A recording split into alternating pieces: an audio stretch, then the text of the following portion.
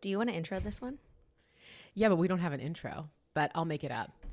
What the fuck is up? Welcome to another episode of Working Actor Life with your two bros, Sam Valentine and Gabrielle Binlaws.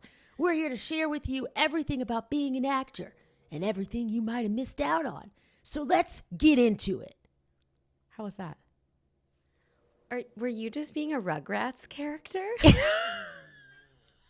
No, I was trying to be a finance pro. Did it not work? No.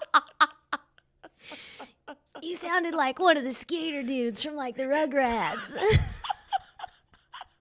Or like, what was some Nickelodeon show? I'm so disappointed that me trying to be a finance bro came off as a Rugrats character. I'm questioning anything I've ever done in voiceover. Okay. Anyways, we don't have an intro, but welcome back. It's Working Actor Life. I'm here, Gabrielle Binlaws. This is also... I'm Sam Valentine. That's it. That's the intro. If anyone has a suggestion, we're open to it. Episode 3 here. So it's people are listening, which is cool. People are listening. I am shooketh. I love it because it's also causing a lot of controversy, which was what I was scared of originally. But I'm getting better and better at it because when we do these, I can't filter what I say. We truly just speak the way you and I speak. And people got really upset about the method acting thing. They thought we were saying, and you did so good. You came in and you fixed it at the end. You were like, yes, so we're not saying that whatever, but they didn't hear that. All they heard is that I was apparently saying actors don't need training, which I think is insane. The fact that both of us have theater degrees. Like, why the fuck would we say that? But whatever. Yeah, for people who aren't chronically online, let's roll the tape back and explain what we're talking about. Last episode before this one, you should listen to it. I wouldn't recommend watching the video for that one. We were in two separate places and we still have a lot to figure out in terms of video editing because, yes, I own a podcast and YouTube production company, but I got rid of all of my services. So I'm just doing everything solo, and this is the least lift of just putting it out there. So we did an episode where we mentioned Gab hates the question, what method do you use for your acting? And I knew this is why social media is so, guys, stop taking it so seriously. It's so provocative because that's what people will respond to. So I posted a thing where you said, I hate this question. I hate asking what method you use for your acting, and here's why. I don't think anyone uses any certain method in like big time shows and all of these things. And some people were like, oh, thank God. I think there's relief in knowing that there's no one right way or there's not something they're not missing out on. But then a couple people like to take the sentence and run with it. And I sure hope they listen to the full episode, which is what I directed them to. I doubt it. But that they think that we just, you don't need any training at all, which is absurd. It is absurd to think that two professional actors would ever tell anyone not to get training. In fact, our online membership community, the membership, because we're so creative, we ask that actors have training before they join us because we don't provide base level actor training. Also, scroll past something if you don't like it. You don't need to insert your opinion onto everything, especially if you don't have all the information. That's wild to me. To which somebody responded back and was like, if you're only going to post a snippet, I'm like, it's very clear that this is too long for Instagram, but it sounds like you're having a really bad day and you just wanted to take it out on someone. But like, we're not the ones. We're not the ones. Regardless, thanks everybody else who's still listening and isn't taking everything we say as if it's Bible. If you don't like something that we say, fantastic. We don't need to have a bunch of people here in the world that all agree with the same thing. And I honestly think it's a better point because then it showcases to people that you can get into this career with whatever mindset you have. There are so many different ways to approach it, so many different ways to do things, so many different people that are going to tell you, don't do this, another person that tells you to do it.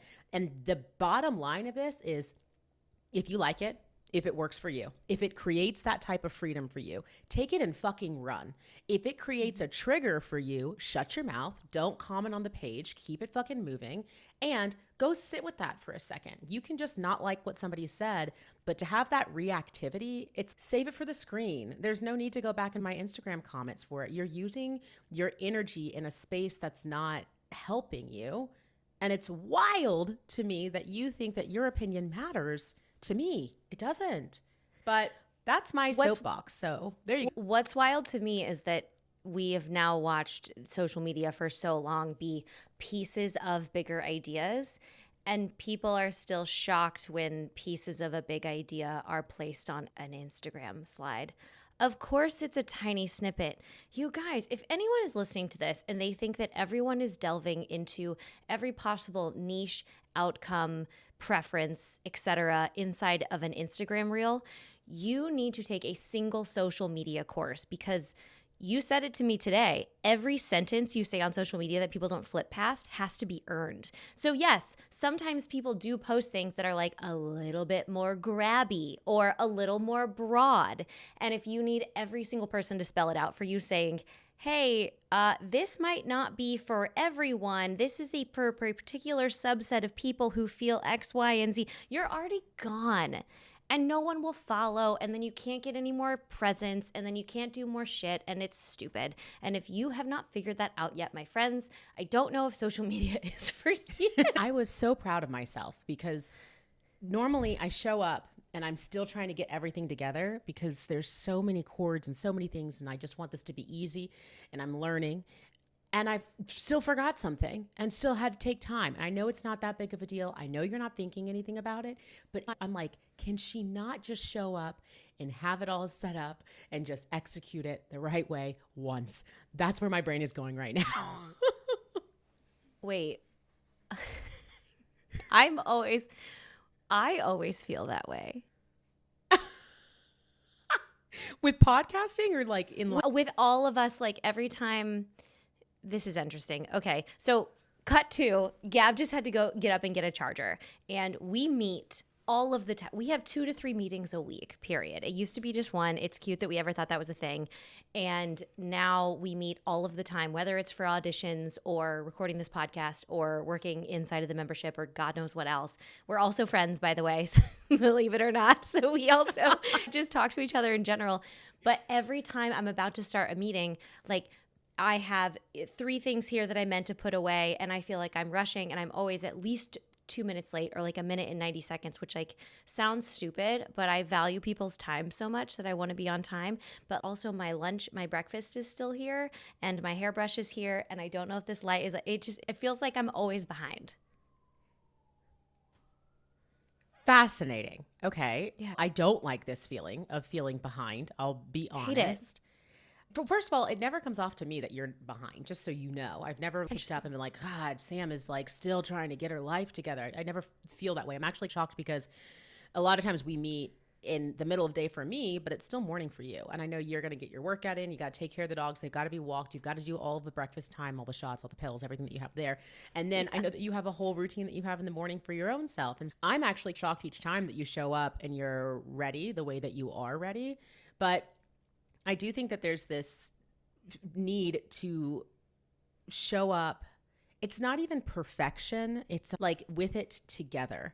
And I feel that same pressure when we do anything in terms of releasing stuff. And I think it comes down to the same thing of people not liking what I had to say in that video. Is we're at such a time where the reflection of what people think or see comes with such a harsh reality on the other end. It's like the swing of cancel culture has now gone into people deciding to tell you horrible things about yourself if you don't have something to the point of wherever it needs to be presented. And this like infiltrates into friendships where it's, bitch, you don't care about my fucking charger. You also know that I don't know tech at all. And we've been in business together. We share a bank account together. We're talking about buying a house together. Like, this is all real things. Yes. From your voice memo earlier today, I am not forgetting that there's a possibility that we can buy that New Mexico house that I've been trying to get us to buy since I filmed in New Mexico, which we'll talk about in just a second. Yeah, we got to talk about this. We need to talk about that. Anyways, it comes into like friendship shit, and it comes into relationship shit. It comes into all kinds of stuff, and it's so hard. It's like you live on social media, or you share your stuff on social media. You're open, you're vulnerable. It makes it open for people to be able to reflect whatever they want to reflect back to you. from their own wounds, their own traumas, their own villains they're not fucking dealing with. And then it goes into something like this, where I know that there is an endless pot of love between the two of us, regardless of whatever's going to happen. But yet my brain is, there you are, not showing up. And Sam's over there criticizing you. Who the fuck is that? What the fuck is that? Do you ever feel this way when it comes to an audition or something? Like if you have a reader set, if you're not 100% ready by the time you open the laptop for a virtual reader, or by the time your person comes over, if your camera's not set, if your lights aren't set, that you're already behind? Yeah. I think it's why I used to pay people to be virtual readers. I never used friends. I always used people or services, because it had me not feel like if I wasn't all together, I wasn't wasting their time, because I paid them regardless. But now that I don't do that, because obviously we all need to save money wherever we can, and I've got great friends like you who can read, and it's actually better that way. You also used to not have actor friends. Oh, that's right. Wait, God, you didn't my even life consider feels that? so different. No. When we first started talking, you paid someone to be your reader, which, listen, I'm all for if it works for you, and it worked very well for you. But you just didn't invite actors into your inner circle for very good reasons. And that's crazy to think about now. It's a good point, because there was some protection there, but there was also that feeling of, if I forget a line or if I forget a prop, I don't want to feel like I'm wasting that person's time.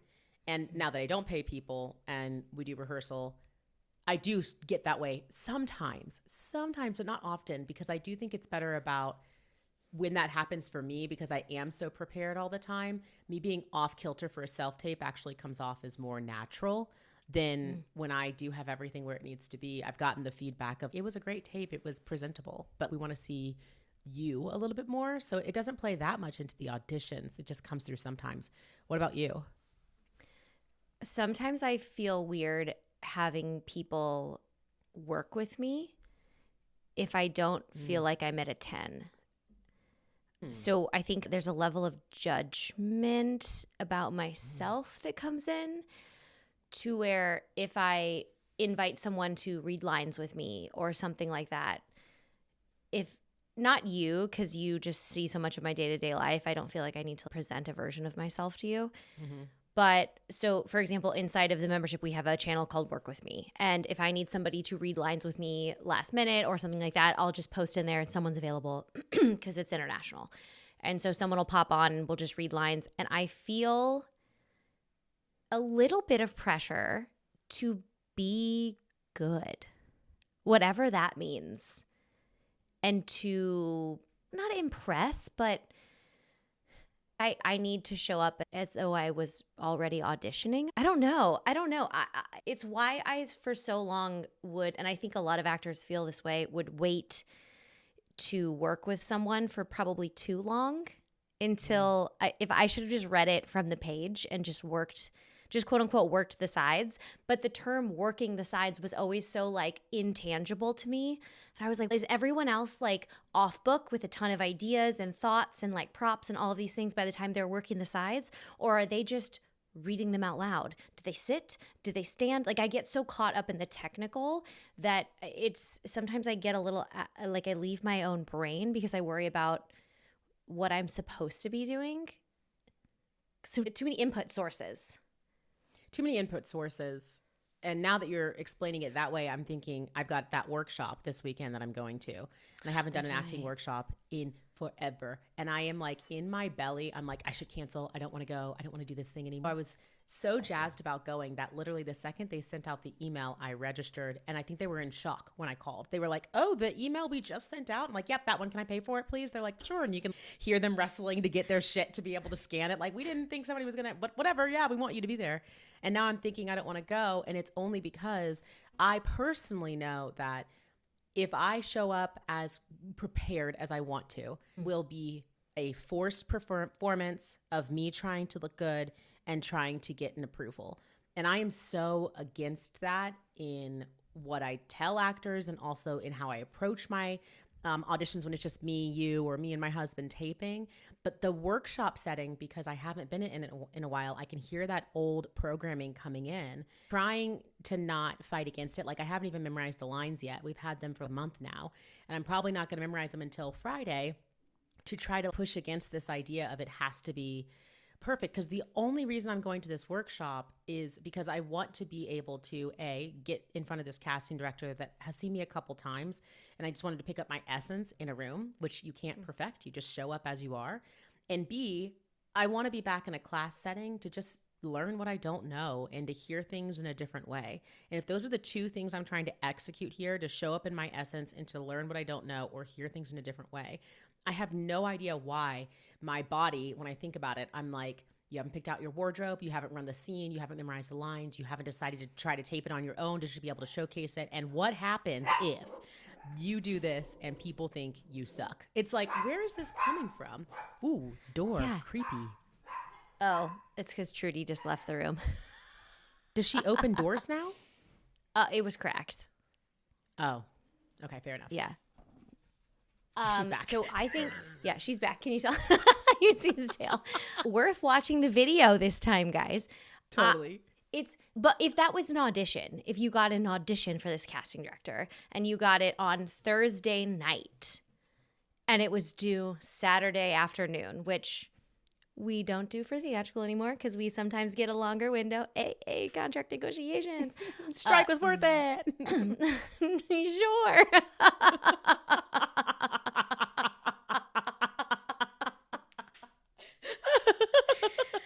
Oh, God. Deep cut. You had to make it to the strike to understand that. If you're a new actor, you don't know. Oh, you're so lucky. We really did some work for you. So if you had that audition on Thursday and it was due on Saturday, you would maybe read it Thursday night, but you wouldn't work it until Friday anyway. And you wouldn't spend a month on it. You wouldn't spend hours on it. Like, how many pages is it? Do you know? 2. She doesn't know. 2. Oh, no. So actually, this is fun.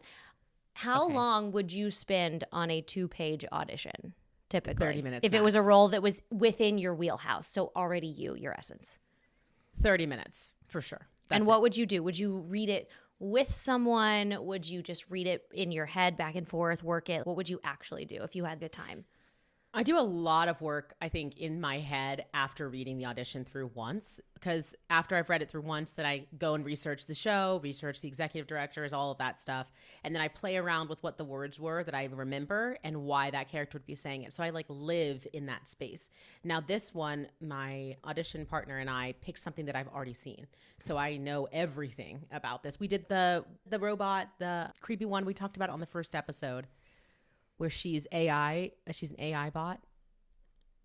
Companion. It's a scene from Companion. So I know this, I know what's happening.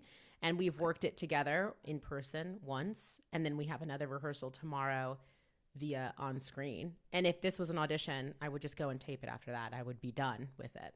Great. So that's what you'll do for the workshop. So fucking hard, but that is what I'll do. I have to, I can't. I know that if I go back to that older mindset, it's going to do me such a disservice, even if I just do it once, because it's like older mindsets are so much easier to bring back in because they feel like a comfort zone. And so the second I allow that one to come in, it's going to infiltrate into wherever it needs to go. And next thing I know, I'm back in the space of, did I say the way they wanted me to, or do I need to retape the whole audition because they are going to think that I didn't do it right and I won't book it? I don't want to go back there. Yeah. And there is no role to book here, which is technically easier. Workshops are weird.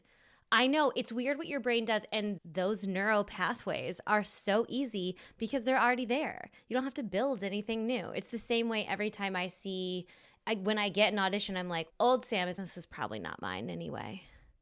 And it's like, why is it so comfortable to be so downtrodden? It takes so much energy to be negative, but it's because for so long that was my...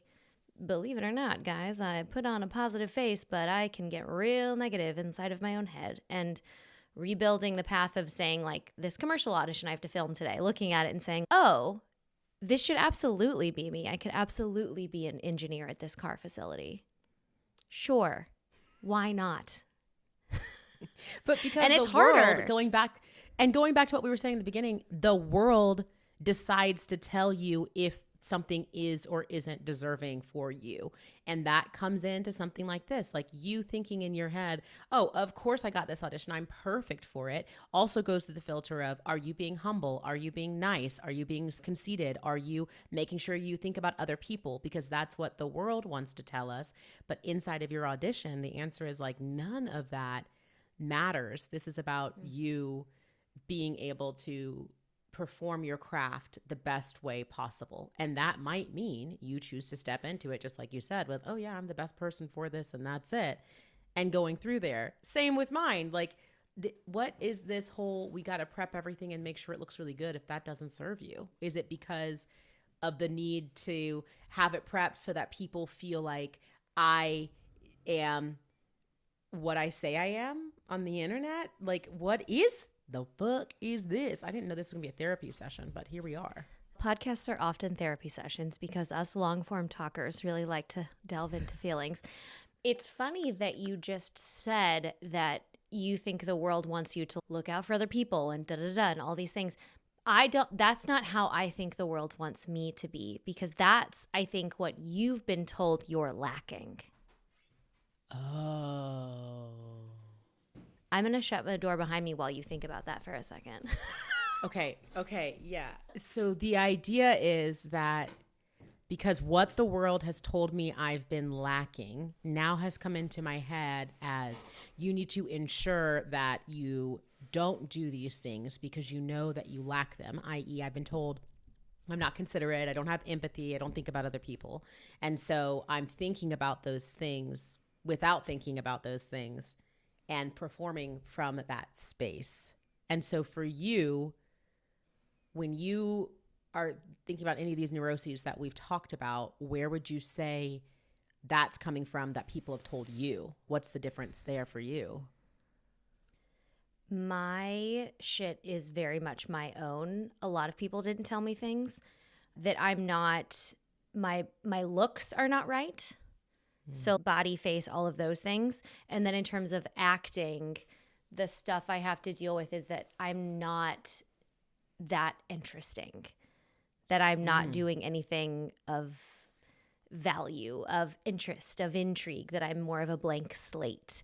And so I have to fight against trying to do more in order to show up, because I've been told that my stuff like lacks, and been told, I don't know where that lives in my brain or who told me that.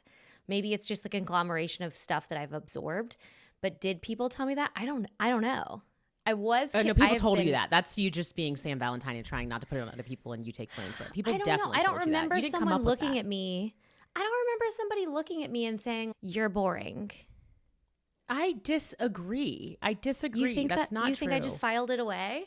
I think you filed it away. I think somebody definitely told it to you, and it's in the back because maybe that person that did say it is somebody that's way more triggering, and you don't want to have to deal with the fact of, like, oh my God, I can't believe Susie from 5th grade said that. I thought Susie was my best friend, and now she's not. But I don't want to lose something, because that is so interesting, because you're right. You're saying that you feel you are constantly battling, you're boring on camera, you need to bring something special to be able to quote unquote stand out. And you, in the beginning of this conversation, were saying you struggle with that in terms of auditions. When you are showing up and trying to work with other people, you want to make sure that they think you're basically interesting, and you're asked with that. And I'm like, no, but I do have this workshop that I've got coming up, and I'm struggling with making sure that I come off as prepared, and I'm also like thoughtful, and I've also taken people's feelings into account with what I choose to do. And I have been told all of those things in my life, and it's not coming up for me in my audition settings because it's just me, my reader, and that's it. I don't have to worry about anybody's feelings there. But inside of a workshop, I do. Other people are going to be there, so I'm going to have to filter through what I say or how I say it, or what if I ask the wrong question, or somebody comes up to me and is like, hey, I follow you and Sam. I'm going to have to think about my emotional reactions to it and function in a different space. But at the end of the day, it's just like us shape-shifting and dealing with our own demons because of what other people have said to us, and trying not to let that stop us from the fucking craft. That shit you can't be taught in class. That shit is what I wish I could tell people when they say, what is your acting process? Dealing with that bullshit. That's what it is. Yeah. Well, we've also built an interesting container to put ourselves in that very few people have done, which is we talk about being successful actors without the 1% proof of success that people think we need to in order to do what we do. And then there's an expectation that follows us a little bit. Like when I go to a new acting class or go to something, I feel a little bit of extra pressure because people know me as the girl who talks about acting online. So I do feel a little bit of extra. And I'm sure, I think you said it, like, oh, I follow you and Sam, like that kind of a thing. I think there is an added thing that we've put on ourselves that is cool. I love it because it lowers, I've gotten to the place where it lowers the stakes for me a little bit because I'm like, everyone in this room, I assume is going to be my friend. And you're gonna what I do, and I've somehow helped you with a self-tape by showing you how to do a full body slate without pushing your head through a wall. And that assumption has been helpful instead of coming in and thinking, everyone hears me talking about acting, and so if I don't show up and impress them, what is it gonna say about me? Do they think I'm like bullshit? And that has helped shift it. But we're in an interesting container that we built for ourselves. Yeah. I'm going to try to adopt that going into this workshop and report back, because I also know that about me, you know, anytime I step into any room, I'm like, it's a battleground. Who do I have to fight? So I'm definitely already on the edge of being perceived in a certain way. But you're right. We do put out so much content that is free and that is helpful. And maybe that person is in that room because they decided one day to continue to do acting because they watched one of our videos, and now we're in the room together. And that way does serve me a lot more than the other way that we know the neural pathways are going to go to no matter what. And we've got to figure out how to push against that and be aware enough that we are human at the end of the day. And we might not succeed the way we want to with pushing against it, but at least we fucking tried. And then the next time we keep trying, and next time we keep trying, and then hopefully we'll get past those neural pathways and we'll deal with another one, because it doesn't just end. Yeah. You know how people say they go to therapy and they're doing the work. Unfortunately, there is no end that I have found to the work. Yeah. But that's like the lesson of life. That's why we're fucking here, is to quote unquote do the work and to make relationships on the in-between and help those people do the work. Like, it's in my head, it's all an assignment of being human, but now we're going altruistic with it. It's like, I don't actually think that this is who I am. I, in my head, am an energy that's chosen this body and this portion of life to move through. And so as my assignment as a human, it is for exactly what you said, to do the work all the way through life. It's not going to end until it ends. And then we move on to wherever that energy goes. And that's it. Wow. Who would have thought this is where we were going to go when we started today? I know. I don't think we helped anybody with anything, but we helped me. I appreciate that. I don't think so. I think you're wrong. I think somebody was seen in that conversation. I think so.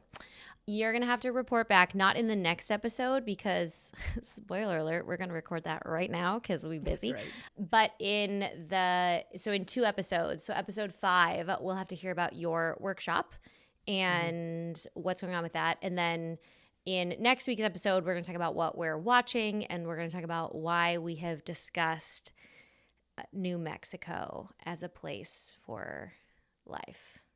Sounds TBD. Good. I'll see you on the next episode in 2.5 seconds when we stop, record, change a t-shirt, and put on a different one and make it look like it's a different day. And subscribe. Bye.